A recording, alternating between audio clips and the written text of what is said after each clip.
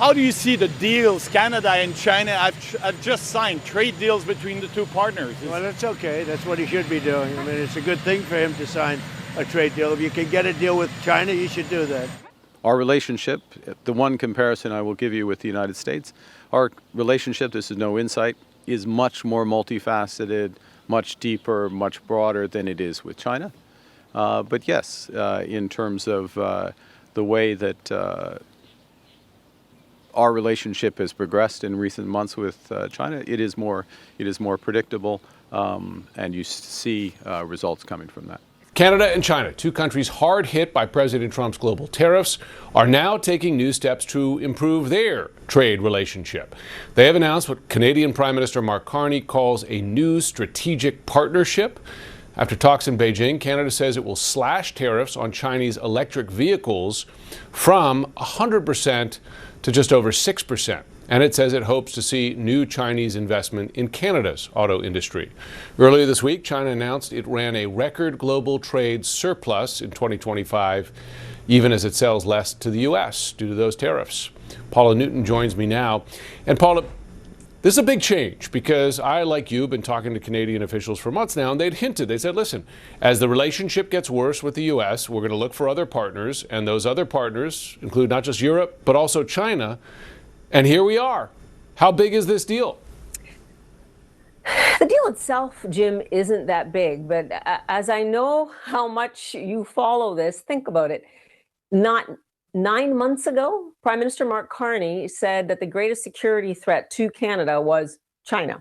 And now here we are, right, with a new so-called landmark deal. Look, the deal itself is likely worth a few $1 billion. When we talk about the 6% tariff, it really only applies to about 49,000 cars. There is a quota, reminding everyone again that Canada had actually matched the Biden 100% EV tariff, and now they've come away from that.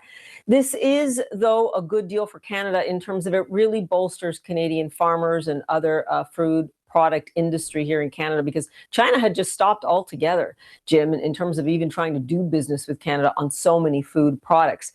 At issue here, though, is if China really will invest in the auto industry. I want you to listen now to Prime Minister Mark Carney in Beijing, and we'll talk on the other side.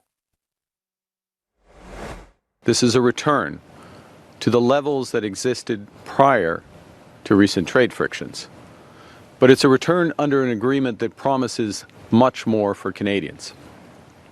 It's expected that within 3 years, this agreement will drive considerable Chinese investment in Canada's auto sector, creating good careers in Canada and accelerating our progress towards a net zero future and the auto industry of the future.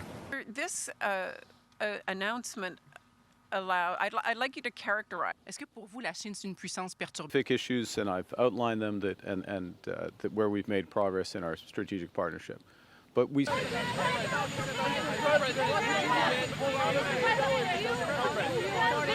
A trade deal. If you can get a deal with China, you should do that.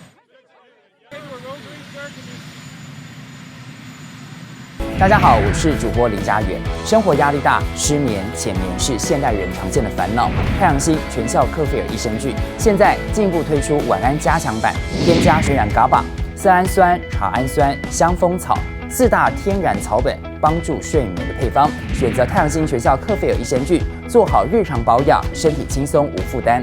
每日克菲尔，时刻美好 ，Good Feel Good。请上快点购为健康下单，输入推荐码有额外折扣。太阳星全效克菲尔益生菌基础版、晚安加强版，新包装改版，内容不变，抽取更方便。要吃就吃最好的。